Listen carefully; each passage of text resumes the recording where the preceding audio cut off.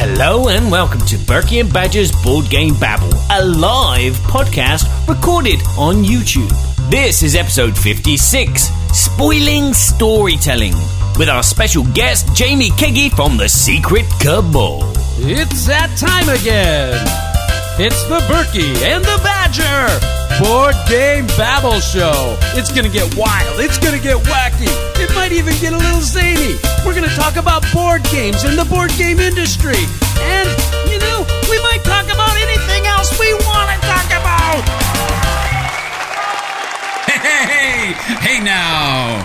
Hello, Babblots, and welcome to the Berkey and Badger Board Game Babble Show and the wonderful kingdom of Babblot. I am your righteous, honorable leader, King Berkey, and I am the host of this elegant podcast. Of course, it is streamed live on YouTube, direct from Babblot, where everyone is a board game enthusiast, from your humble king right down to the lowest stable boy. Speaking of the lowest, please welcome my co-host and court jester, Sir Badger the Brave. Well, thank you, King Berkey. Yes. Talking about low, how low can my voice go? Hello everyone, welcome to episode 56. And in this show, we are going to be talking very quickly about what's been going on in Babblot, and then we're going to do a roundup of the rumours going around Babblot in our Things That Make Us Go section. And then later on, we're going to interrogate a prisoner in our dungeon. Yes, we're going to take great pleasure in finding out what game is behind the door with our special prisoner. And then we'll end the show with our Babble's topic as usual, and our Babble topic is about storytelling games. Are they a downer for gamers? Is due to their, linear gameplay and spoilers.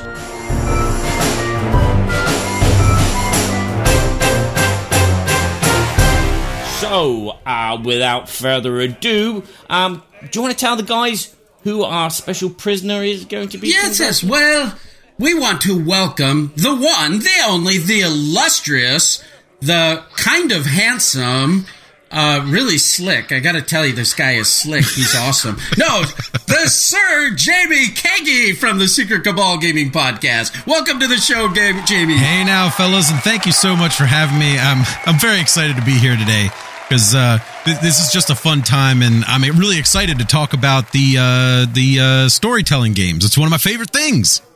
Well, we are so glad to have you on the show, Jamie.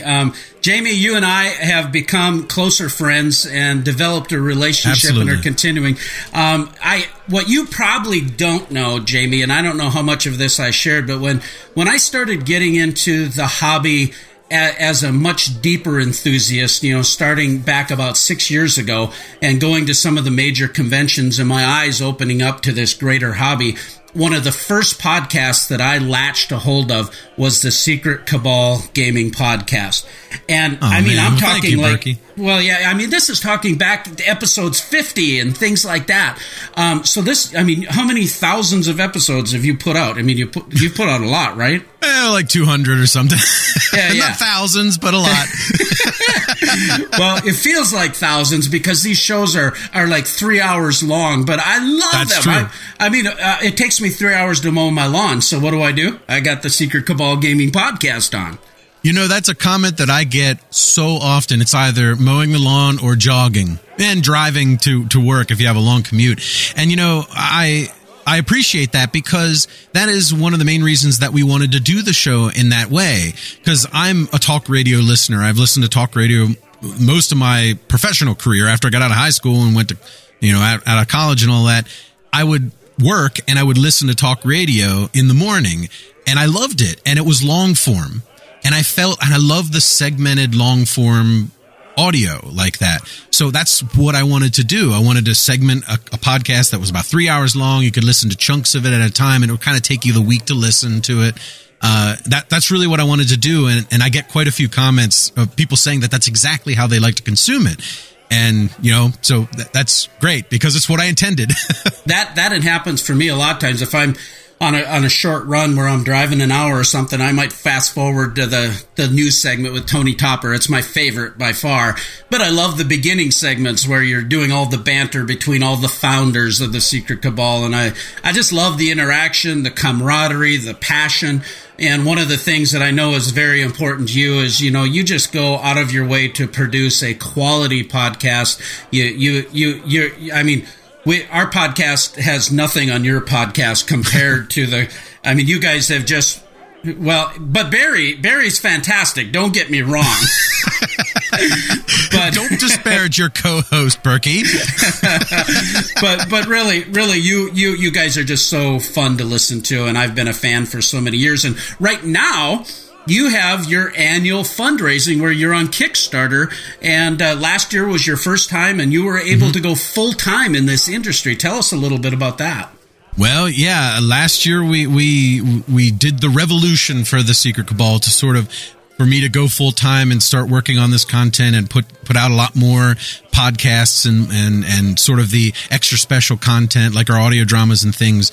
And really it's been an amazing year. I mean, of course, I've made bad decisions and I've tried interesting, types of content and it didn't work out like I'd hoped and so on and so forth. But for the most part, the year has just been awesome. The Lords of the Dungeon show we added and Dungeon Masters Ludus both.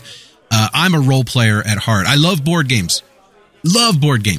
But I've always been a role-playing game first guy. And I'm so happy that, the show had been half role-playing game for like 100 episodes. And then the other guys just weren't playing it as often, and I was playing with a different group and bringing that new group in with Bender, your buddy Bender, and his wife Jess, and the others. I just love those guys.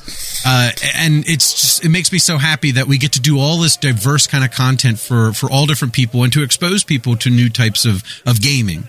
Right? A lot of board gamers never role played before, and we get quite a few comments about how they're getting into role-playing games. A lot of them getting into role-playing games with their kids because of the new shows. And, of course, the main show just continues on like it always has. And that's what the Kickstarter's for, is to continue keeping all of that content moving forward. Because, if I wasn't doing it full-time, I couldn't do all of that content because I just don't have the time. The amount of content that you're doing, video, you're doing some vlogging, you're doing the new Lords of the Dungeon, like you say. I've been happy as Game Toppers that I was able to be a part of sponsorship with Lords of the Dungeon. And here it just, the show has been evolving, and you've seen the transition. Little Game Toppers there. But it was fantastic to see you guys get nominated in your first year, the Board Game Geek Golden Geek Award, and then you actually won it. And it comes down to you have a great fan base, but people, and you listen to these people, these new people that you've brought under your fold, if you will. Bender and Jess and Aaron and they're just doing such a fantastic job interacting with one another and talking about this different aspect of gaming. Mm-hmm. Yeah, and they're having such a. They really get a tickle out of doing this podcast. I mean, like, they were a little worried at first. They weren't, I don't know if we're going to be able to do this well. Like, we went through the pilot episodes and all of that. And, we were just talking about it recently of how, like, when the first couple episodes, it was almost like I was interviewing them because I was trying to get them to talk. But, in like episode 3, they were already like, just taking the reins and going forward without me having to prompt them. And it's almost like second nature to them now. And we're only a year in with like 13 episodes. And I'm just so proud of those guys because we've all been friends. All of the Secret Cabal from the main show and Lords of the Dungeon, with the exception of Bender, because Bender, we just only became friends with him about 5 years ago because we were friends with Jess before and she married Bender, and he just fit like a glove right in the group. But all of us have been friends since we were in like high school or even earlier. Steve and I have been friends since we were like 12 years old. And I think that's one of the things that makes the show work so well is the fact that we know each other so well. And, we can talk like we talk off mic, on mic, and, I guess make it interesting, I hope. No, it's so fluid. I think it's obvious for those that listen to the Secret Cabal. They love the show. They love the community, love the things you do for them regarding the meetups and the swag and all the things that, your passion's very clearly evident. And I hope people really go check out your Kickstarter. I know this year you're funding at somewhere around $60,000, and you really, to do this so that you can really focus all of your attention, you really need to hit this $80,000-$90,000 range so that you can continue to do what you're doing, but then also to make the innovations and sometimes it's trial and error. You try something. Hey, is this going to click? Do people really like this, or do we need to adjust and go here? And you need that time. There's so much forethought that I think people don't realize. They go, you do a podcast, it takes you 4 hours to edit it. And they don't realize that, good grief, you spend 3 hours, setting up your stuff to get it all going. And then you spend 2 days just thinking about how am I going to put this together and I got to coordinate everybody else to get in on it. And that takes a ton of time, right? Yeah, it does. It does. Yeah. And it definitely doesn't take 4 hours to edit a 3-hour podcast. It can, of course, but there's just so much that goes on with the with the show and the coordination and the planning of the episodes and that kind of stuff that just happens behind the scenes. So yeah, we could do a show. We could do one show without a Kickstarter like we did for years, but to make sure that it happens to the level and the quality that it is now, the Kickstarter is how that's going to happen. And I hope people enjoy it enough and appreciate it, and that they'll support us and help us continue doing it to the level we're doing it now. Yeah, and I think part of the thing, too, is like you say, a show like yours, you have so many tracks going on that, you probably do have 10, 12 hours of post-production into a show to do the quality you desire and have a commitment to. But then you also, people don't always realize how much effort has gone into the past years to you get to this point of knowledge. Right. There's a lot of skill and knowledge that's been acquired, and that's valuable. And that's why I support the Secret Cabal. So I'd encourage any of our listeners out there, if you haven't listened to the Secret Cabal, check them out. You can check them out on iTunes, Stitcher Radio. Their podcast is Secret Cabal Gamingpodcast.com. I think it's secretcabal.com, right? Yep, thesecretcabal.com. And it looks like we've got a lot of folks joining in the chat already. Kabuki Kid is here. And we've got Rick Orloff in the house. Woohoo! Sound off. Sound off if you're in the chat. Write something. Badger, tell us about episode 55. Oh, yeah, the poll from the last show. Oops. Oh, dear. We are so professional. You know why it takes 6 hours to edit a 2-hour podcast? You know why? Because of me. Anyway. So, Barry, what's been happening in Babblot for you? Apart from doing my gardening, because it's beautiful here. It's lovely, 60 degrees Fahrenheit? Yeah, it'd be Fahrenheit for you Americans, wouldn't it? Yeah, 60 degrees Fahrenheit. I've been doing a lot of gardening, catching up. Everything's like the flowers are coming through. It's beautiful here. I can only wish for 60 degrees. I know. But anyway, I recently went to the Batman after party, which was for the Kickstarter, where I met up with all the French team of Monolith and hang out with them, and also all the other bloggers who helped spread the word and helped fill in all the spaces and all the questions on forums and on other websites. 12 hours to edit this podcast. You gotta be kidding me. Unbelievable, right? What kind of operation am I on here? Yeah, you don't want to know, brother. You don't want to know.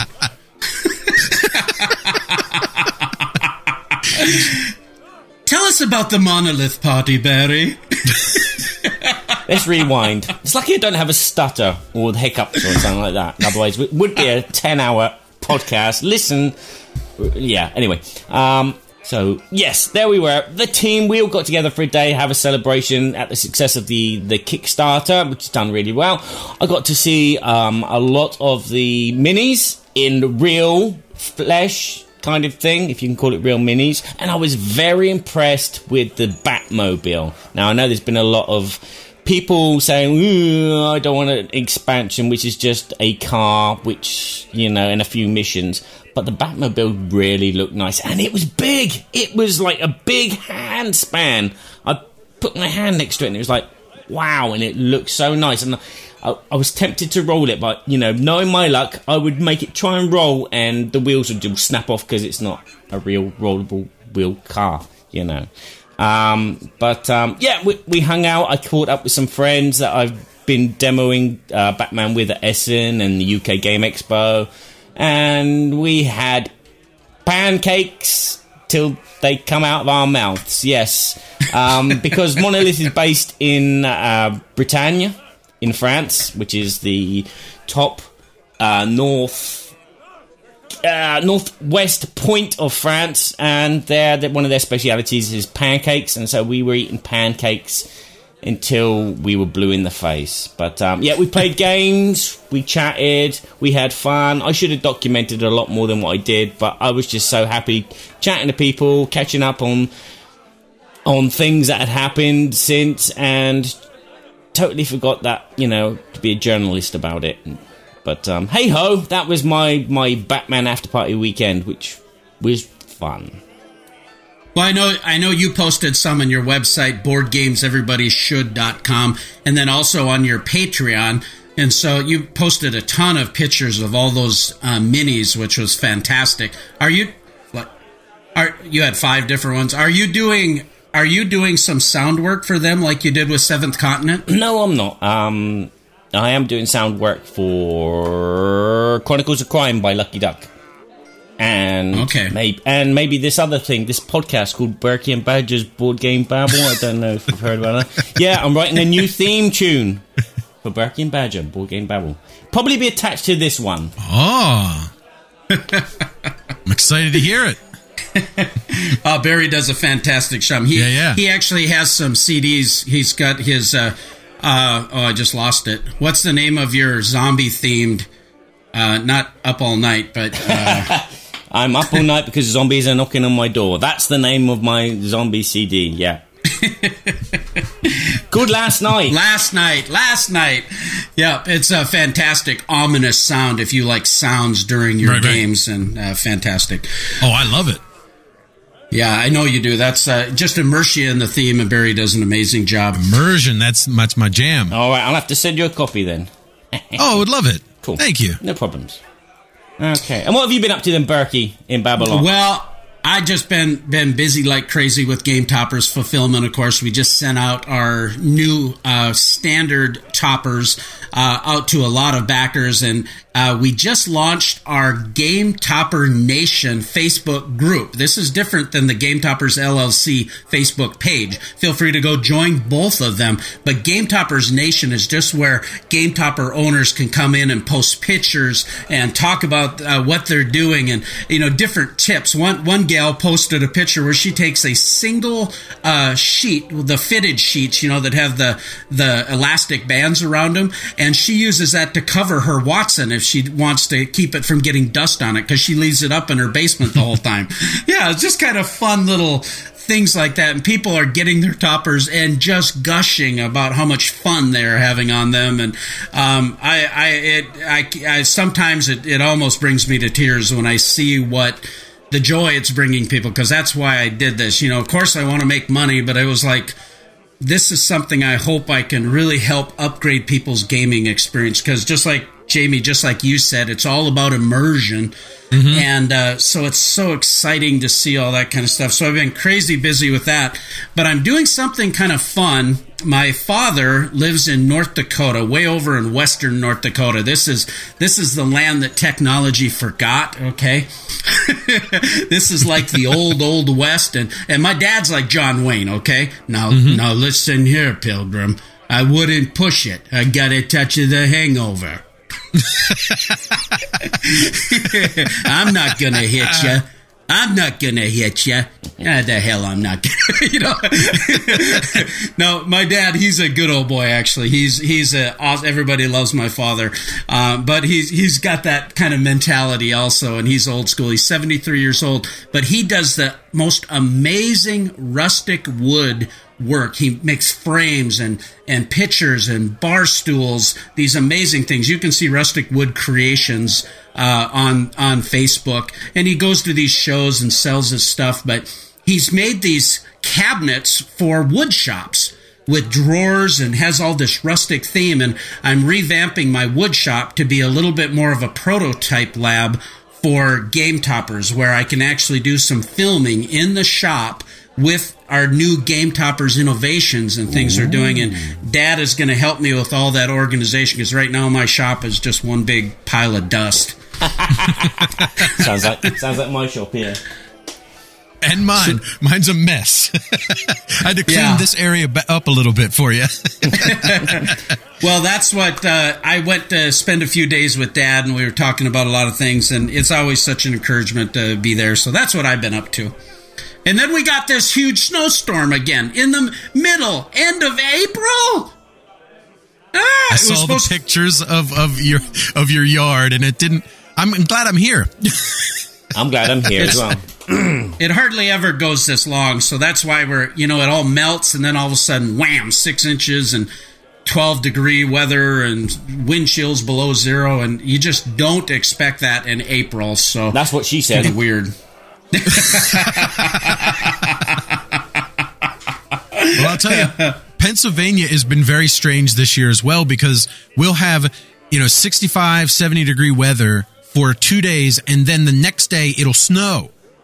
And it's freezing cold at night, and it goes back to like 60-degree weather again. I have no idea what's happening to this world, and it's happening over Pennsylvania for some reason. The mess. Well, I think the Twins, Minnesota Twins, they did their opener, and if I remember right, it was only 12 degrees or something like that. It's just like, how do you even pitch in that kind of weather, And, but we have no mosquitoes right now, so that's a blessing. Oh, that's good. Well, with that, I guess what we might as well do is let's just talk quick about our sponsor, Arcane Wonders. Now, Arcane Wonders has been a sponsor of the show since we started, and they have just been such a great contribution to the Berkey and Badger board game show. Of course, they have the Dice Tower Essential line of games, and they've got big hits like Sheriff of Nottingham, Oni Tama, Royals, of course, and Spoils of War is another game. Boy. And so they have a new hit game coming. This is going to be the big push at Gen Con. It is a Dice Tower Essential game, and it's called Critical Mass. This is a mech-on-mech game. Now, I honestly, just full disclosure, I haven't had the game played yet. They just have some of their prototypes when I've been able to see it. I've seen it played at the Gamma Trade Show. I've seen the artwork. It's fantastic. And so at this point, I'm taking their word for it, but honestly, I can't give you a good review on how I feel about it. But let me read this to you real quick. It's a simultaneous action mech-on-mech combat game. The war lasted 1 hour and 45 minutes. No one remembered who'd fired first, but the outcome was worse than even the darkest of the projections imagined. The simultaneous detonation of so many weapons attacked the planet on a subatomic level, scouring the atmosphere, boiling the seas, and turning the forest into ash. To operate and survive in this new hostile environment, powerful walking war machines were created. Critical Mass is a game of hardcore, heavy-hitting, mech-on-mech combat. As the pilot of a massive war machine, you must head onto your eradicated wastes and face down the unworthy upstarts who dare to challenge your dominion. After all, the honor of your survivor enclave is riding with you. Featuring simultaneous play with mech customization on the fly, the tension is sure to stay high in every fast-paced combat until the final armor plate is incinerated. It's a two-player game that you're playing card-based, mech on mech. You get to upgrade these mechs. You get to build your tableau. They have these fantastic player cards. The gameplay is like in 30 minutes, so I'm really excited to try this game. I wish I would have had a copy so I could give you a little better personal feel of what's going on with the game, but I think this might have the potential to be a really big hit, so we'll see. But anyway, you can check out Arcane Wonders at arcanewonders.com.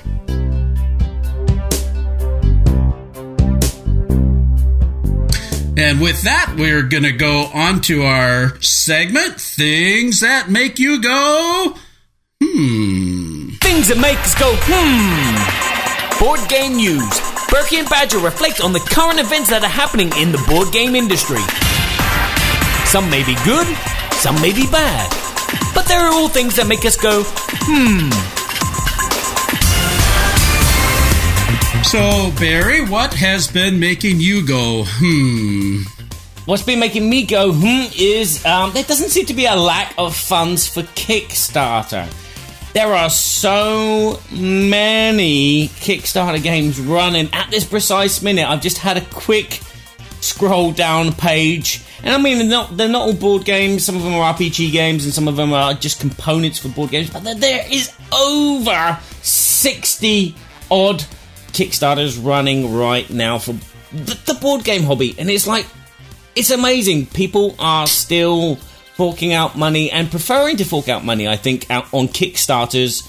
I don't know why. Maybe it's they feel that it's something special. I mean, in the case of Batman, it was something special because it was a Kickstarter-only project, and that is the only way it can, be manufactured and actually you can get it. But there's a lot of games, and I'm strapped for cash. So if you got a Kickstarter and you want a promotion video, send it to me.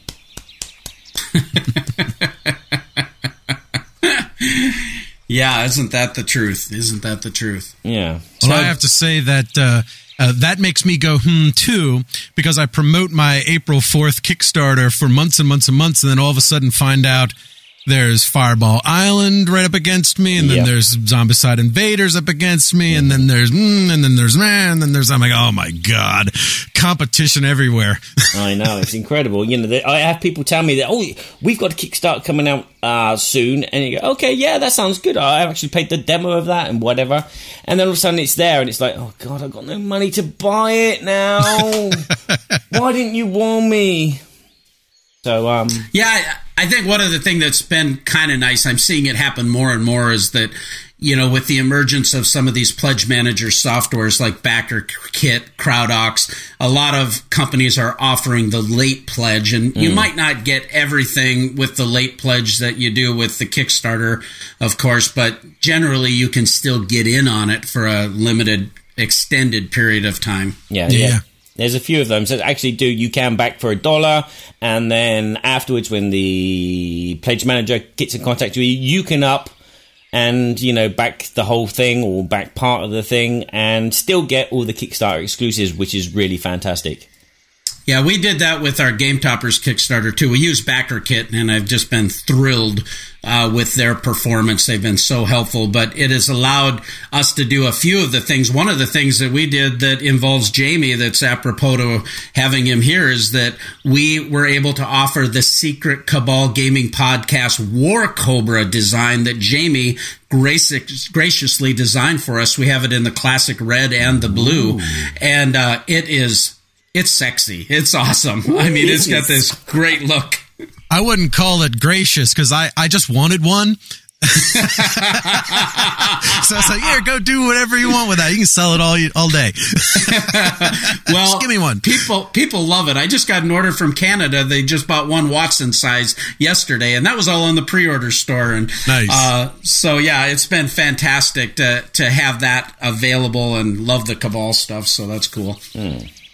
Well, I have a couple things that have been making me go, One of the things that made me go, and this is kind of, I guess it's news in a sense, but it's probably more of an announcement. But I noticed somewhere on social media, Jamie, that it appears that, correct me if I'm wrong, but are you going to Dice Tower Con? I am, in fact, this year. I haven't been there in probably the past 2 years, but I'm finally going back again this year. A glutton's for punishment.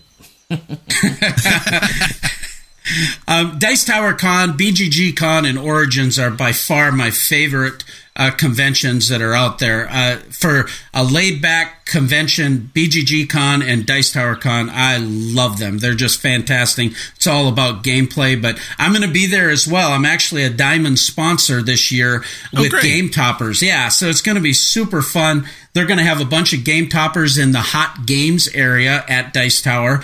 But in addition to that, this is kind of the announcement. The was that you're coming, so that's going to be super cool to see you. You coming with your wife again?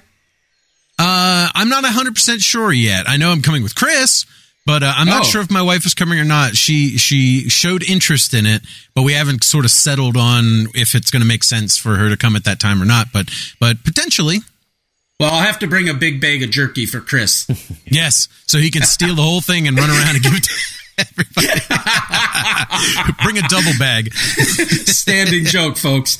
Well, we're going to be doing a giveaway at Dice Tower Con where you can actually, because you have a ticket at Dice Tower Con, are going to be at the end raffle giveaway that has a Hudson Standard game topper with component trays, cup holders, goblet holders, 3mm premium mat, like a $700 value that we're going to actually be giving away at Dice Tower Con. So that's great.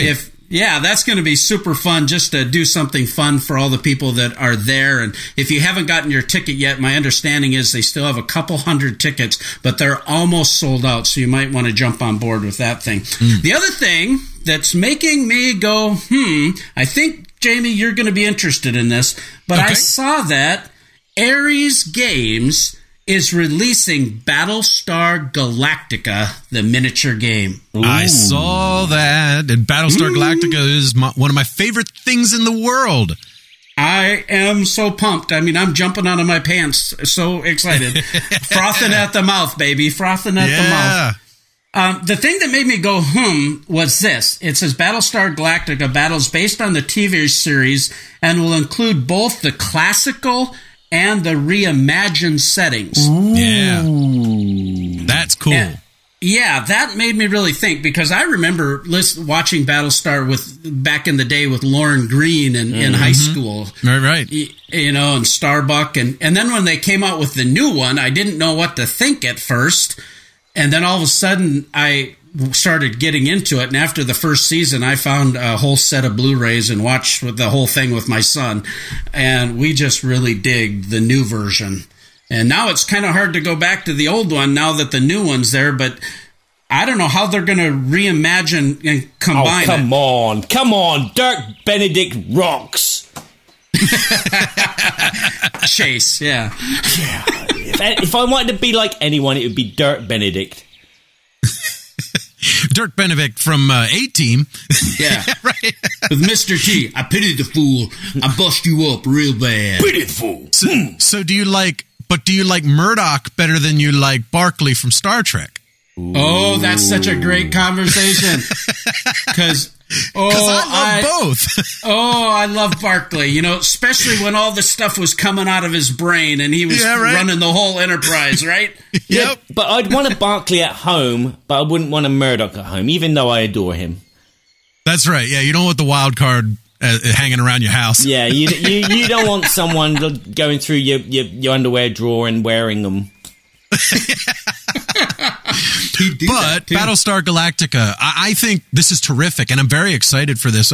One of the things that I think is kind of a little strange is there's so few ships, because it's a miniatures game, and it's from, I think, the guys that did the Wings of Glory, which is sort of like X-Wing, and so I'm not sure how they're going to handle the ships of the game, because there are not that many of them. Now, they do have the classic and the new one, so that kind of opens it up to having sort of different Vipers of all the different, Mark 1, Mark 2, all the way up, and you have all the different Cylon ships. So there's not that many ships in this world to deal with. So I'm wondering if they're going to have a model where you buy extra ships like an X-Wing model, or if it's going to be a box with everything in it, which is really what I would like. I would like it just to be this box that has all those ships in it. That's what I get. and I don't have to get into any sort of collectability after the fact. But I can't imagine they'll do that because collectability is where the money's at, I think. Yeah, I think you're right. And when they came out with the Wings of War series and the Sails of Glory, they came up with so many different expansion, new types and all of that. I love Ares games, though. I think they're fantastic. Battle of the Five Rings and War of the Ring, of course. And I think they're fantastic. But I had that same thought. Is this going to be less like X-Wing and more like Star Trek Attack Wing? I think they'll have the permission to go ahead and create some new stuff, maybe from some of the books as well as the shows themselves. That could be. Yeah, and the space battles of Battlestar Galactica are very different too, because X-Wing, they have that whole World War II, World War I dogfighter style combat. Right. But in Battlestar Galactica, it's very, very different. It kind of emulates real space in a sense where, like you can flip around and do a 180 and zoom backwards. And I'm wondering how the system is going to actually play out. If it's going to be more fun doing it that, or it might be a little bit simplistic with that. I don't know. If they do some cool things with it, I'm in. I'm sure that they'll put a traitor role in there as well. So, like, you'll shoot with someone on your side, and all of a sudden they shoot you. And it's like, what? Yeah, right? My own ship shot one of my own ships. How did that happen? Well, and you've got the whole jumping aspect, too. What are they going to do? Can you jump out of combat, or can you, something like that? I don't know.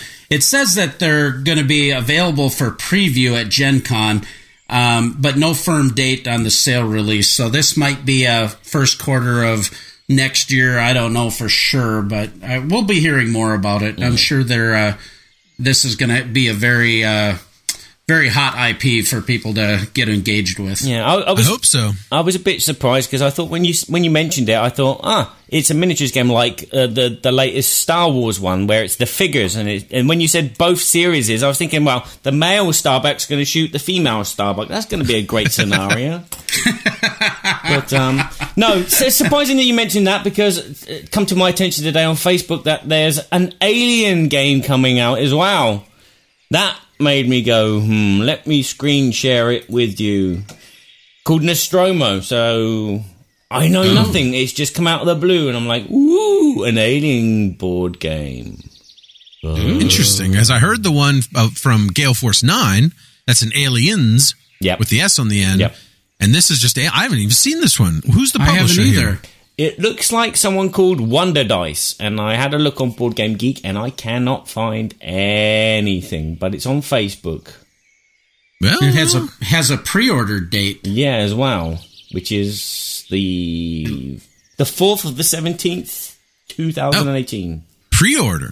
So not even Kickstarter. Well, I guess we'll find out soon. That's tomorrow, as we're recording this. That's crazy. I haven't heard anything about it, and they're launching? It does make us go, Yeah, all of us went, I think that one's the most of all. Delicious. Rename the segment, the things that make us go, most of all. Yeah. Well, we can move on, I think, to our next segment. We'll just quick give note and shout out to our other sponsor, Academy Games. Academy Games, Uwe and Gunther Eichert are just become such great friends of mine. I love these guys. I love the games that they produce. These historical, strategic games are, 1775, one of my favorite games of all time. The new Vikings 878, fantastic. Mare Nostrum. I love that game. The production's amazing. That great big honking map. That's all thumbs up. Fantastic. The gameplay. And now they have their new game, Pride of Babylon, that is out. And you can actually still, like we were just discussing, you can go to their late pledge manager and still get on this Agents of Mayhem, Pride of Babblot. This is a 3D constructed board that can be deconstructed based on what's happening in the tactical gameplay. I've seen this in person. I've watched the playthroughs of the game. This is based on the series from Voltron, and this is a big IP. And when they took this combat, they had already designed designed for their Fallujah-based, theme-based game, and we're able to convert it into this theme. You can see how immersive that gameplay is. So check it out at academygames.com. Agents of Mayhem, Pride of Babylon. So with that, we're going to move right into our segment with our special guest, Jamie Kegie of the Secret Cabal Gaming Podcast. What game is behind that door? Welcome, everybody, to What Game is Behind the Door.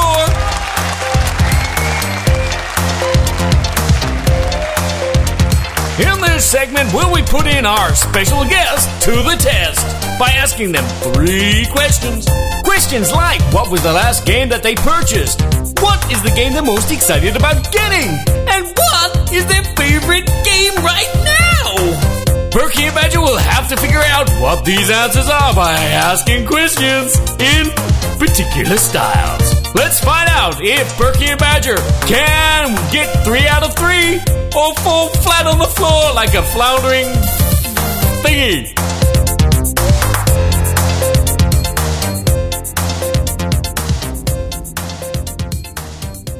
Well, here we are down in the dungeons with Jamie Kegie. He's been a very naughty blacksmith. He's been stealing horseshoes from the king's horses. So we're here to interrogate him and maybe give him some punishment, unless he lets us win. Okay, we'll see about that. We're gonna ask him 3 questions, and we're gonna play this blacksmith punishment. Yes, we have anvils and hammers and all kinds of things to make him talk. Yes, maybe we'll attach a horseshoe to his feet. Okay, so we're gonna do this in a game show style kind of game thing. Anyway, the first question we're going to ask Jamie is, we're going to be asking which is the last game that he purchased. And we're going to be doing this in a kind of like 20 questions kind of method, where he's only allowed to respond with a yes or a no. Berkey and I will have 5 questions each to ask him to try and narrow this down. But also, Jamie is going to be showing us a component. He'll be showing us 5 components to try and narrow it down even more to let us win. Otherwise, he will get a horseshoe somewhere. So, this is what is the last game that Jamie purchased. I know where we can put a horseshoe. In his whiskey. I was thinking something else more posterior. Well, thank you, Berkey. I appreciate you treating your guests in such a fantastic manner. Of course we are. Of course we are a civilized, kind nation in Babblot. Yes.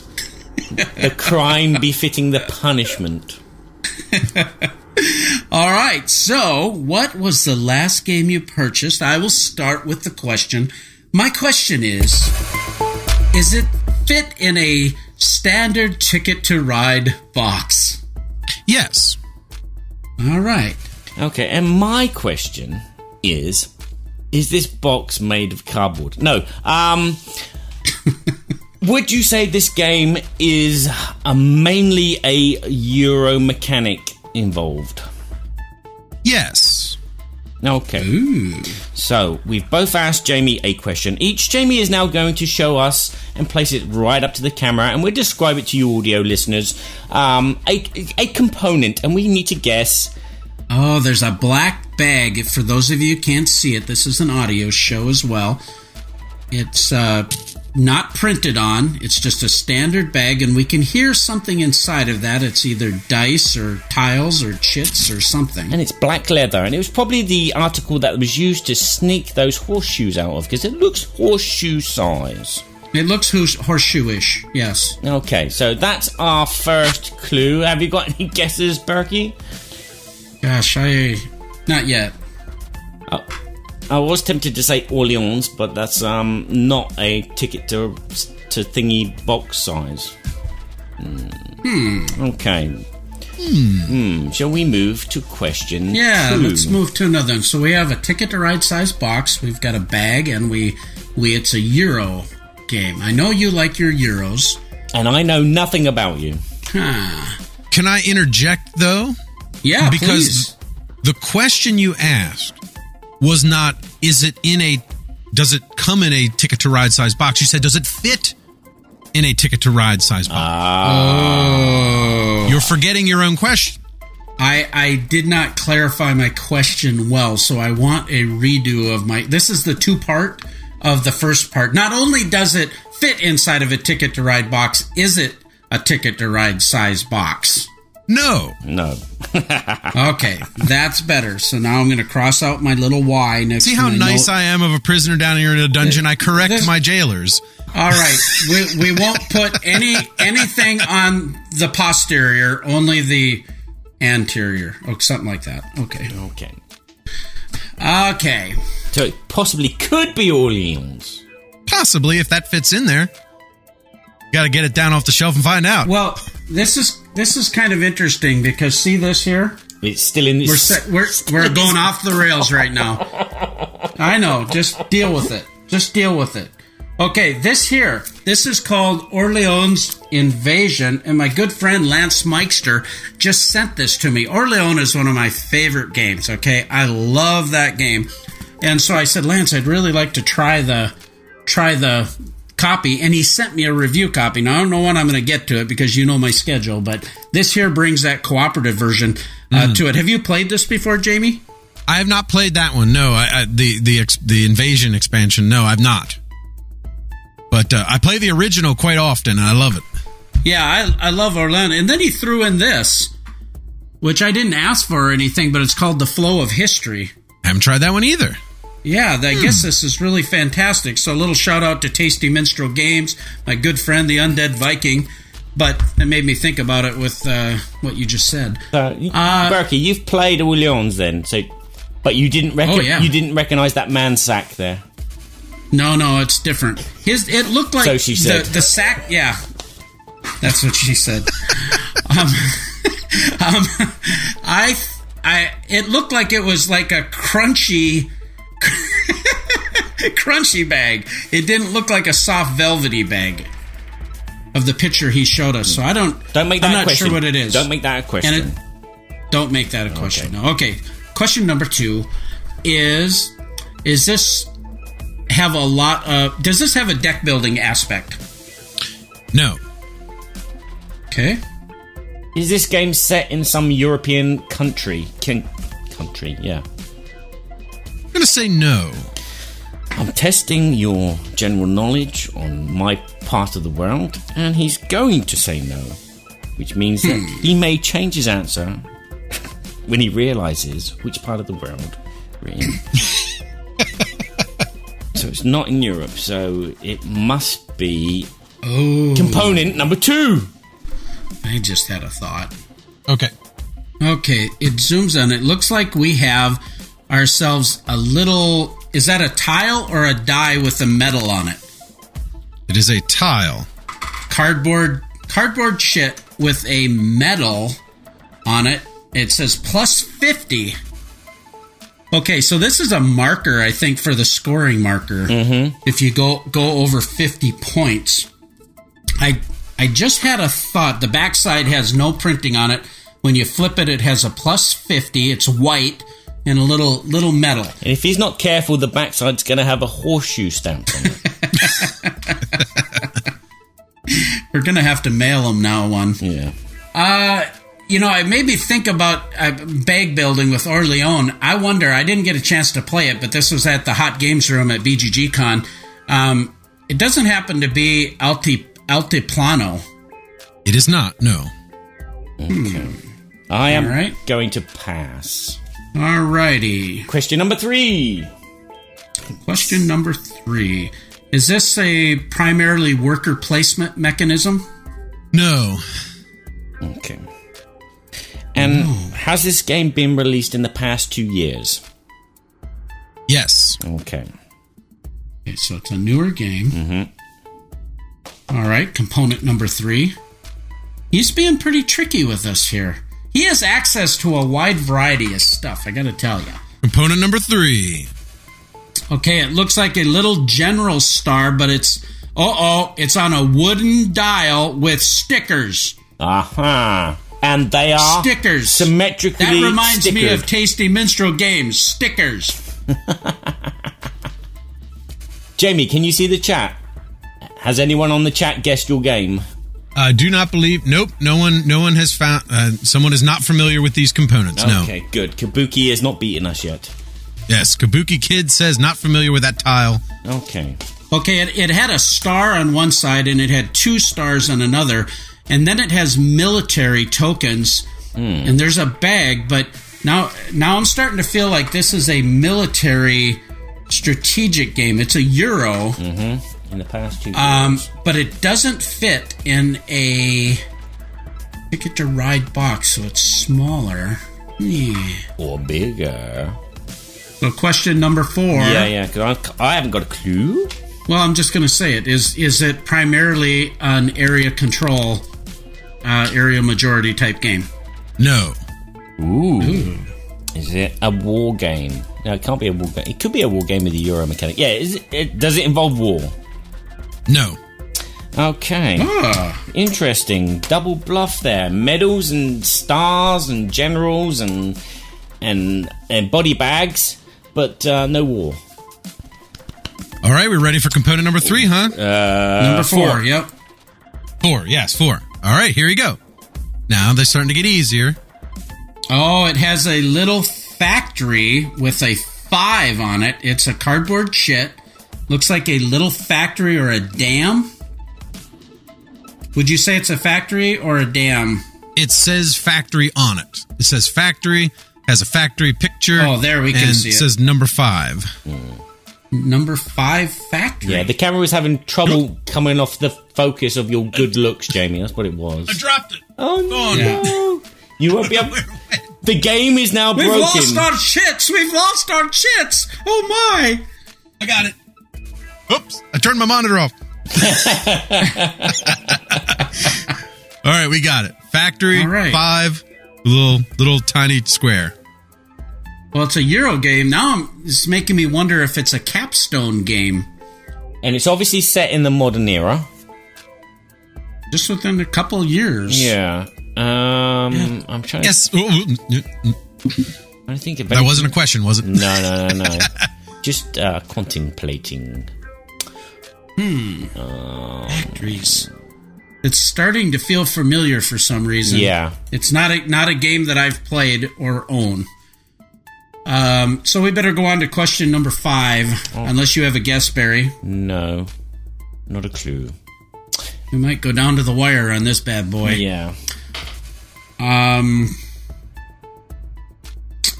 I wish I could see the chat right now. Maybe they'd help me out with the question. Nope, they just confirm it says factory.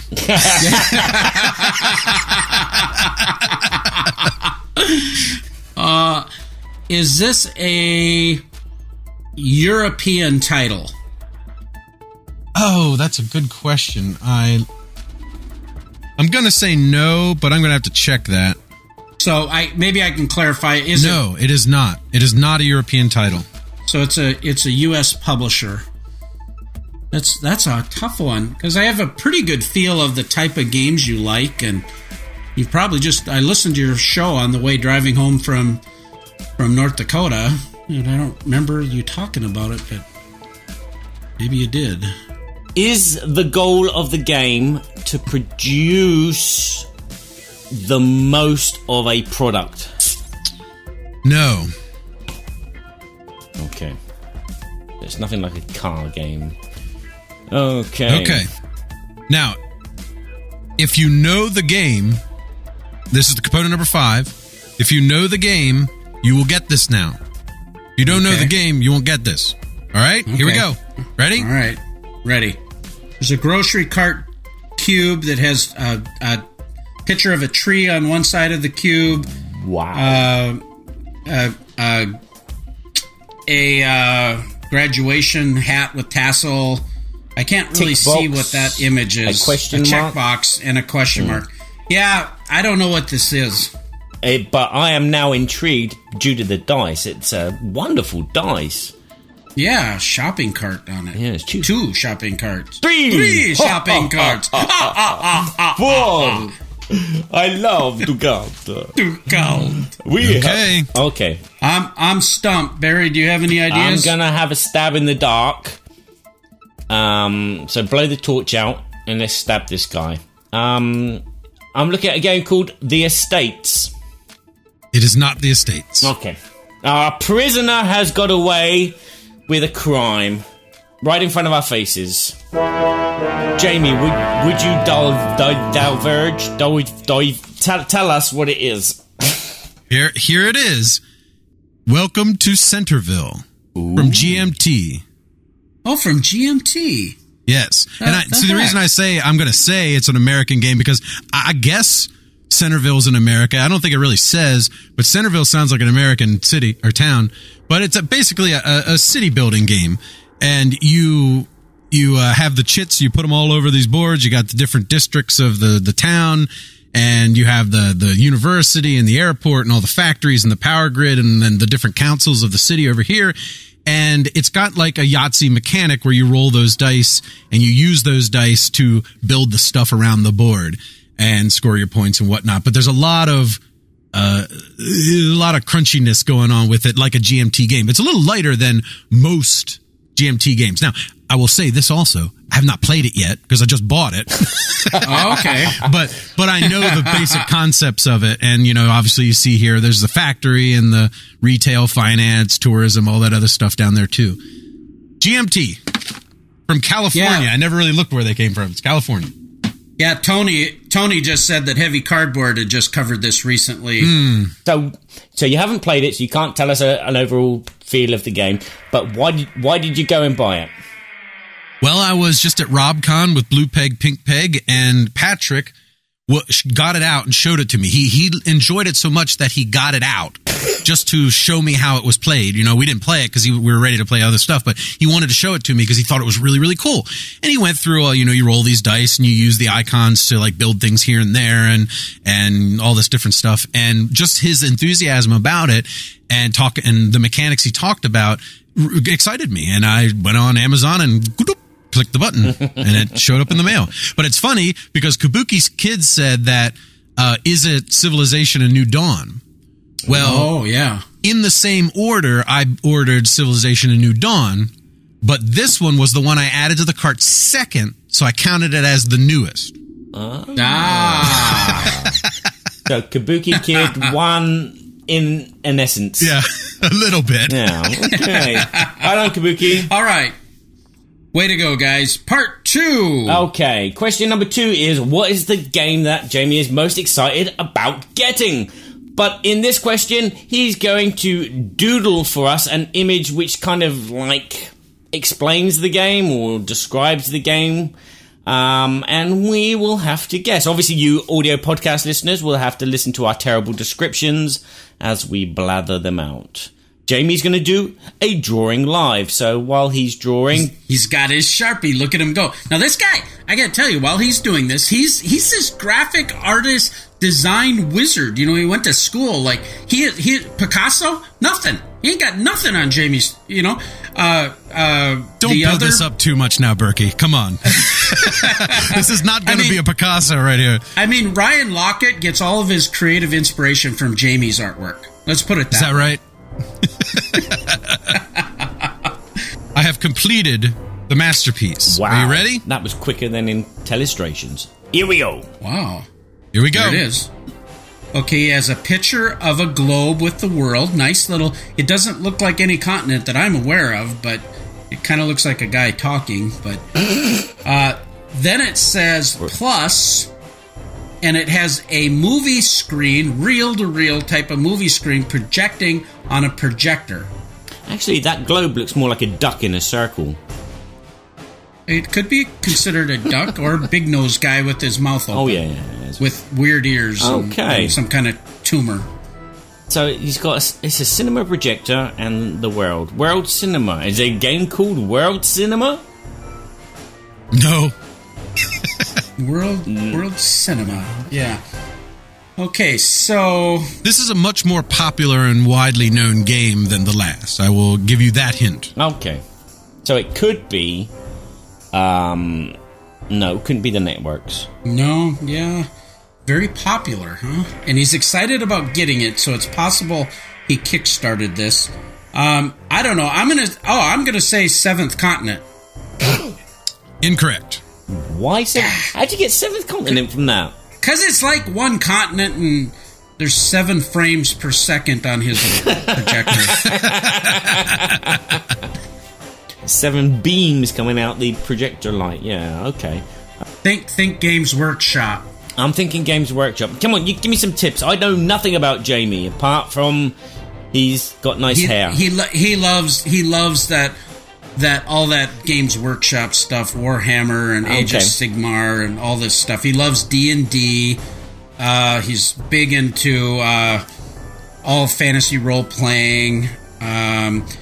He loves all kinds of cinema. So whether it's Star Wars, Star Trek, and or Marvel universe. I've got it. It's Catan the movie. No, but I am excited about that. I want to see what they do with it. All right, I guess you stumped us twice. Good grief.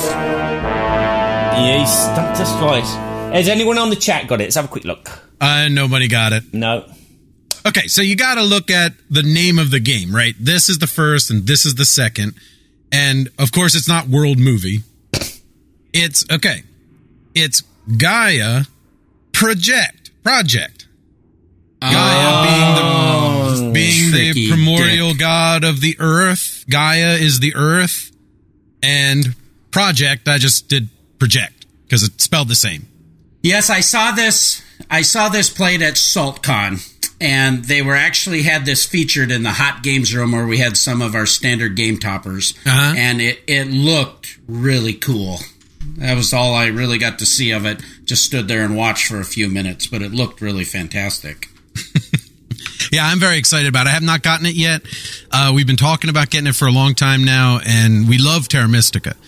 And I'm just excited for it and just haven't gotten around to it. Same with Feast for Odin was one that for like a year we were excited about it, but just never got it. Finally got Feast for Odin. Haven't played it yet, but this is the one that's probably going to take a year and then we'll finally get it. I see Kabuki Kid says, a bit obtuse there, Jamie. And I've always called Jamie obtuse. He said it's a clever clue. Then he said, I'm a bit obtuse. Which is a Kabuki Kid. Yeah. Well, she's pretty quick. I mean, she's always on top of everything. So, yeah, that's a good one. All right. Okay. Part number 3. Let's see if we can somewhat redeem ourselves. Otherwise, Badger, we're gonna get the horseshoes tattooed on our you-know-what. Yeah. Why us? He's in our dungeon. Yeah, we can win and keep him there. Yeah, we can keep him there for another... We just got to rewrite the script, right? Yeah. We'll have to put him on next month's show. Hello, skeleton of Jamie. What are your... No, the third question is, which is the current favourite game? This is the game that he's playing the most, the game that dreams about, the game that he wants to play right now instead of be with us bozos.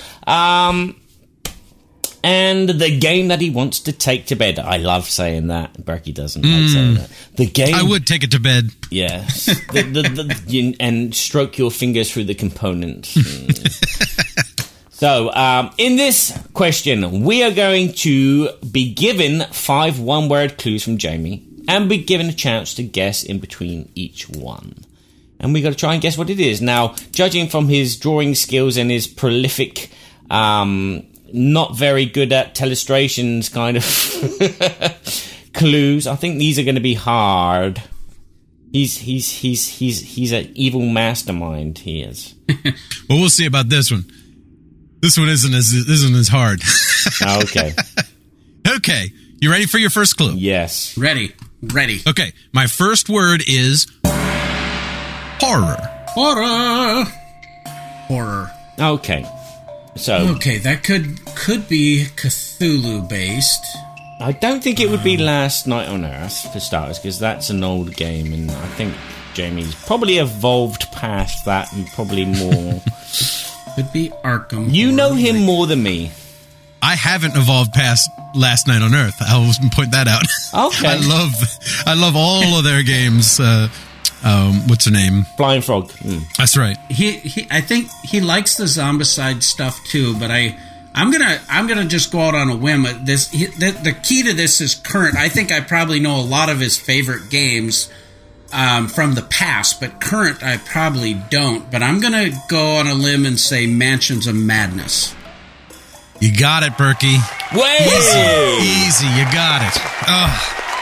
Wow. That is my current favorite game. And it's apropos because of our topic today, because it is an amazing storytelling game with really fun gameplay. It's very replayable, and it's just a beautiful game. Besides, it's the game that our group always has as like right there on top. You know, anytime that we go to play a game, it's like, are we going to play Mansions of Madness or this other thing? You know, and a lot of times the other thing beats it out, but still, it's always in the short list of what we want to play. And we will say, do you want to get together on Saturday and play Mansions of Madness? And people will say yes, you know.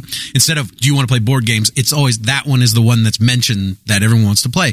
And that's really the reason. Now, granted, my very favorite board game of all time is Glory to Rome. But when the question is stated right now in this moment, that, you know, changes from day to day, what I want to play right now. And Mansions of Madness, though it is my favorite in this moment, it continues to keep coming back as my favorite more regularly than any other. I love it. I had that kind of in my mind that it was going to be Glory to Rome or maybe Forbidden Stars. But I knew when you started saying the clues that we had to go a different direction. Yep. Yeah. Well, that's fantastical. Yeah. Very good. I see we got Chaz is in the house with Paradise. Yeah, Welcome to the yeah. show, Chaz. Hey, Jamie, while you say Mansions to Madness, did you see the new Mansions to Madness insert that Ben from Daedalus is doing? I did, in fact, and, you know, he's been talking about doing it for a long time. We talked about it, even before Christmas, how he was working on it, and he was having such a hard time getting it right because there's just so many components. He wants to get all the expansions in there, and boy, it's just an amazing. He does amazing work. Oh, Ben is helping me with Game Toppers, as you know, and I know he's a sponsor on your show as well. But you know, he stains all of these, and part of the new. This is a little side story that a lot of people might not know, but when we designed our rail for our luxuriant Game Toppers, we used this ebony stain that was a Minwax Sherwood-Williams type of stain to get that darker, rich gray brown look. And then when he started staining his birch, he used that ebony. And that ebony stain, when he etches the words in there so that it can quickly organize, to identify each slot, it pops just like $1 million. And when he put that Mansions to Madness insert together, I mean, it stacks and it looks like you're walking into this huge hotel almost. I know. He pays attention to detail, and that's why I love his inserts. The staining, all the little details, making them thematic like that. He goes the extra mile to make the products more exciting. Rather than fully utilitarian, he makes them utilitarian but look good anyway. Uh-oh, Marty's in here quacking now. Oh, we got rolling dice and taking names in the house. How long you going to be in here? I just don't know. But there is a sock on the door. That's all I know. It's a shoe horse. It's not a sock. Yeah. Horseshoe, sorry. It's a horseshoe.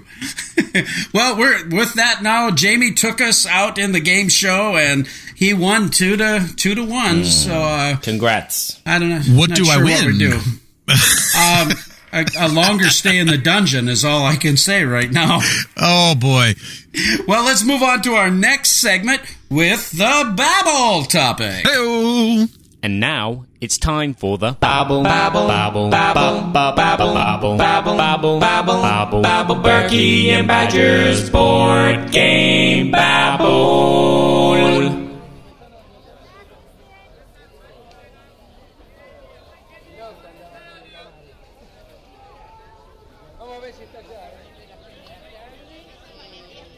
So, yes, I am the court jester, and I get to go out into Babblot streets a lot and mingle with the commoners because Berkey is a little bit above that. And one of the things they've been babbling about is board games that have narratives, a story, or a line of play. Should they be considered a real game or just a one-off experience if you can only play them the once? So, we're going to be chatting about some these story games and evaluating, should they be classed as games because they have spoilers in them like in a film?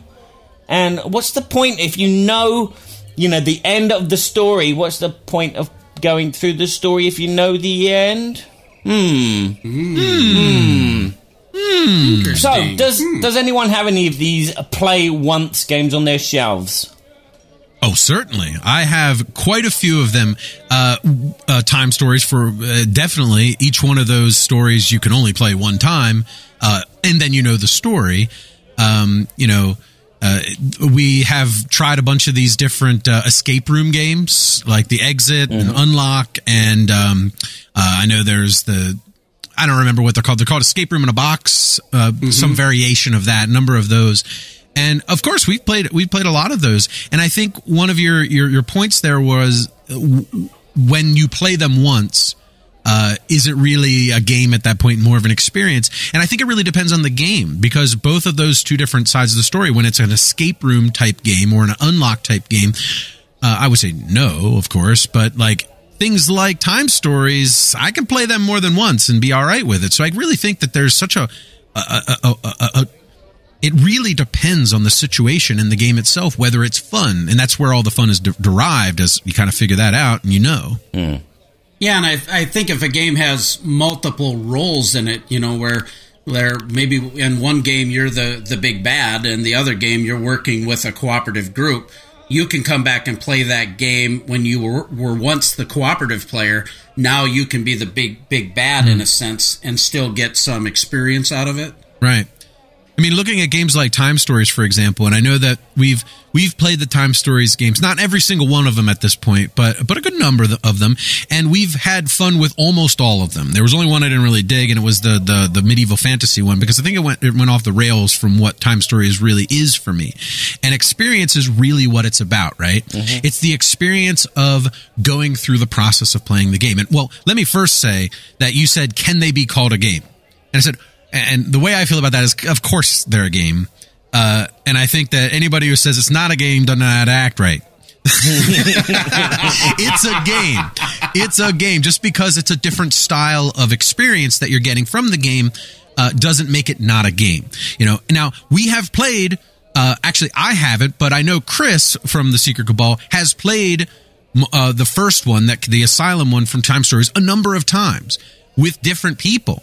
And he actually derives a lot of pleasure from playing the game with those people and watching them experience it. And he's sort of going through the process with them and letting them make the decisions, but he gets to help with the cooperative aspects of it, of like, okay, let's figure out where to go and what to do and all these different things. But they're making the real hard choices themselves. But he has fun experiencing the game with other people. And I would have that same experience, because Mansions of Madness is a good example of it, where I've played the same scenario multiple times and had fun every time I've played it. Even though I know the end, I don't care. It's still fun. Now, granted, Fantasy Flight was genius with Mansions of Madness and made it so that they slightly changed, the monsters changed, the layout of the rooms changed, and every time you get an expansion, it adds more variety that can get thrown in there. So they actually combat that a little bit, which is great, because it's an app. One of my keywords was app, but I didn't get to that. But really, I just think that you can find fun in a lot of different ways with these games. It doesn't always have to be the discovery or the twist at the end. There's more to games than just that, and particularly these. And I think you can have fun with it. Yeah, Kabuki Kid has made, I think, a really valid point, and says those that would probably say the same people who would say that D&D is not a game. Right. And, D&D, obviously, we're doing a ton of storytelling as the GM, right? Mm-hmm. Yeah, and I mean, a lot of people would say the game of Dungeons and Dragons is the building the character and rolling the dice and making the decisions, I guess. And then the other half is the narrative side of it. And I don't when I play D&D, I don't I don't separate those things. We try to integrate those things as much as we can so that it's a fluid feeling when you're playing, a fluid experience when you're playing. And I think a lot of these games are striving to do that, board game wise, like Time Stories. I mean, I'm so immersed in the experience of what's happening that sometimes the cards go away for me. I just feel it's happening. And does that make it not a game? No. Like, I'm still drawing cards and figuring things out and, managing my time and all that other stuff. There's game aspects to it. It's just focusing on a different aspect of that. Well, and I think theme has such an important concept. I remember this was a couple years ago when the Fantasy Flight Game Center was just doing their grand opening, and my son and I went down to Minneapolis to check it out, and we stayed at my brother's house about an hour away. Well, we're driving to the store, and Josiah read to me all three. He read to me the whole backstory of TI3, the whole universe. Then he read both expansions. And by the time, and he read it dramatically to me as we were driving through traffic.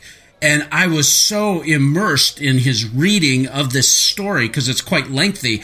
But this theme came through that I was so jazzed about the game because of the theme and the premise.